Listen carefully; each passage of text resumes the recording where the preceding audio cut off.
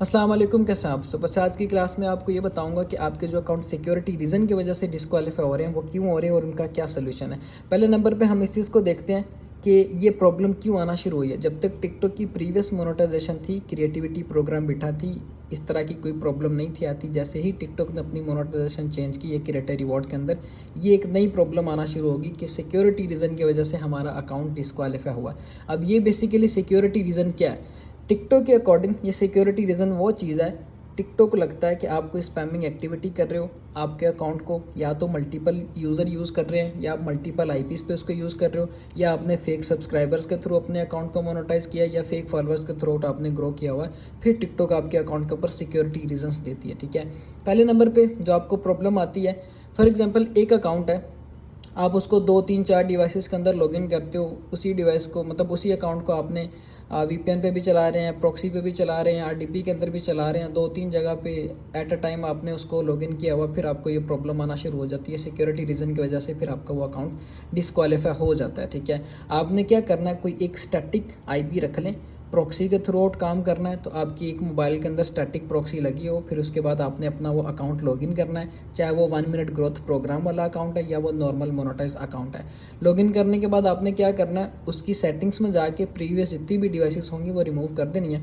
For example अभी मैं इस एक अकाउंट को ओपन करता हूँ, यहाँ पे अभी इस अकाउंट के आप स्टैट देख सकते हैं। पहली ही वीडियो लगाई है, 66 के व्यूज़ आ गए हैं। क्यों आए हैं? क्योंकि ये मेरा अकाउंट एक स्टैटिक लोकेशन के अंदर लॉगिन है, मैंने बार बार लोकेशन चेंज नहीं की, जिस वजह से मुझे इसके ऊपर अच्छे व्यूज़ आना शुरू हो गए। ठीक है, पहला काम आपने ये करना है, एज अ यूज़र आपका ये काम होगा, अगर आपने किसी से अकाउंट बाय किया है या अकाउंट लिया है, आपने उसकी प्रीवियस सारी की सारी डिवाइसेस रिमूव कर देनी, फिर उसके बाद आपने क्या करना है, उसको 24 घंटे तक छोड़ देना, 24 घंटे के बाद आपने उसके ऊपर वर्किंग शुरू कर देनी। ठीक है, फिर दूसरे नंबर पर ये प्रॉब्लम क्यों आती है, मोस्टली ये जो प्रॉब्लम है वो आ रही 1 मिनट ग्रोथ प्रोग्राम वाले अकाउंट्स के ऊपर।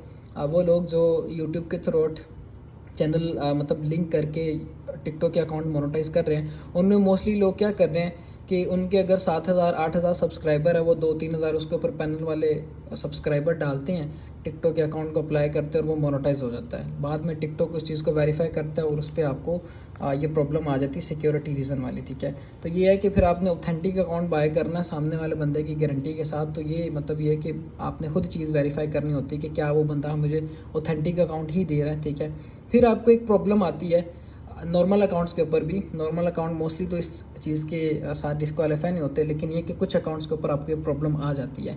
अब इसमें ये कि वो लोग जो पैनल के थ्रू आउट फॉलोअर्स ले रहे हैं, वो लोग जो इस तरह से बॉट फॉलोअर्स ले रहे हैं, उनको ये प्रॉब्लम फेस करने को मिलेगी। सिक्योरिटी रीज़न की वजह से उनके अकाउंट डिस्क्वालीफाई होंगे, क्योंकि टिकटॉक की नज़र में आप कोई स्पैमिंग कर रहे हो, आपने किसी स्पैम एक्टिविटी के थ्रू अपने अकाउंट को ग्रो किया, जिस वजह से आपको ये प्रॉब्लम्स आना शुरू हो जाती है। ठीक है, आपने इन चीज़ों को अवेयर करना है ताकि ये कि इन फ्यूचर आपको इस तरह की कोई किसी किस्म की प्रॉब्लम ना आए। ठीक है, आपने क्या करना है, अगर फॉलोअर्स लेने, अभी जो फॉलोअर्स चल रहे हैं वो बूस्टेड फॉलोअर्स चल रहे हैं, जो बंदा बूस्टेड फॉलोअर की सर्विस दे रहा है आपने उससे बूस्टेड फॉलोअर्स ले लेने हैं, अपने अकाउंट को मोनेटाइज करना है। उस अकाउंट के ऊपर आपको ज़्यादातर इस तरह के इश्यूज़ देखने को नहीं मिलेंगे। ठीक है, वो बिल्कुल आपका अकाउंट सिक्योर चलेगा। अगर आप पैनल के फॉलोअर्स लेके, फॉर एग्जांपल आप कहते हो कि मेरे व्यूज़ कंप्लीट है, मैं इसके ऊपर पैनल वाले फॉलोअर्स लगवा लूँ 10,000, वो मतलब ऑन द स्पॉट तो मोनेटाइज कर देगा आपको।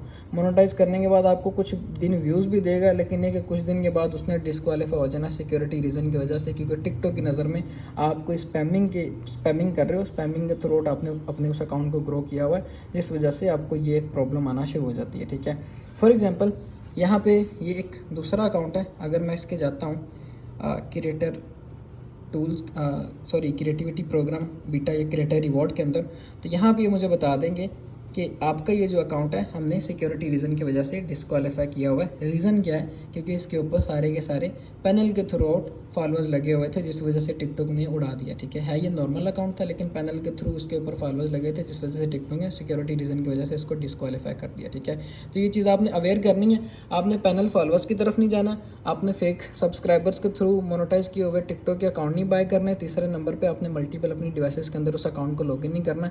अब वो अकाउंट जो आपका डिस्क्वालीफाई हो चुका है, उसको आपने किस तरह से रिकवर करने की कोशिश करनी है। आपने क्या करना है, गूगल क्रोम पे आ जाना। आपने गूगल क्रोम पे आने के बाद सर्च बार पे आपने लिखना है टिकटॉक फीडबैक। ठीक है, यहाँ पे मैं टिकटॉक फीडबैक लिख के सर्च करूँगा, मेरे पास इस तरह से ये वेबसाइट ओपन हो जाएगी। आपने क्या करना है, सबसे ऊपर लिखा होगा रिपोर्ट अ प्रॉब्लम, आपने इस पर क्लिक करना है। जब आप इस पर क्लिक करोगे आपके पास कुछ इस तरह का इंटरफेस आ जाएगा। फिर आपने क्या काम करना है, यहाँ पे आपने टॉपिक सेलेक्ट करना है कि आपका टॉपिक क्या है। आपका अगर अकाउंट सस्पेंड, बैन या क्रिएटर फंड, मतलब जो भी प्रॉब्लम आ रही है आपने यहाँ पे सिलेक्ट करना है। फॉर एग्जांपल आपका मतलब क्रिएटर फंड वाला तो प्रोग्राम खत्म हो गया। हम यहाँ पे देखेंगे कि हमारी जो प्रॉब्लम है वो किसके रेलिवेंट है, अकाउंट बैन या अकाउंट सस्पेंशन के रेलिवेंट भी उसमें कह सकते हैं, या फिर वो हमारा अकाउंट जो है सिक्योरिटी रीज़न की वजह से डिस्क्वालीफाई हुआ, तो हम वहाँ पे अपनी वही चीज़ सिलेक्ट करेंगे जिस रीज़न की वजह से हमारे अकाउंट के ऊपर प्रॉब्लम आ रही है। ठीक है, हम जनरल अकाउंट इंक्वायरी पे क्लिक करते हैं, क्योंकि हमारा जो इशू है वो जर्नल इंक्वायरी के ऊपर ही आएगा, क्योंकि उसके ऊपर हमारे सिक्योरिटी रीज़न की वजह से प्रॉब्लम आई है। फिर हमने कैटेगरी सेलेक्ट करनी है, ये कैटेगरी हमारी क्या, अकाउंट डिलीट हुआ, हैक हुआ, बैन हुआ, या अकाउंट सिक्योरिटी नोटिफिकेशन। हम यहाँ पे अकाउंट सिक्योरिटी नोटिफिकेशन के हमारा जो अकाउंट है वो सिक्योरिटी रीज़न की वजह से डिस्क्वालीफाई हुआ। ठीक है, फिर आपने नीचे मेल दे देनी है।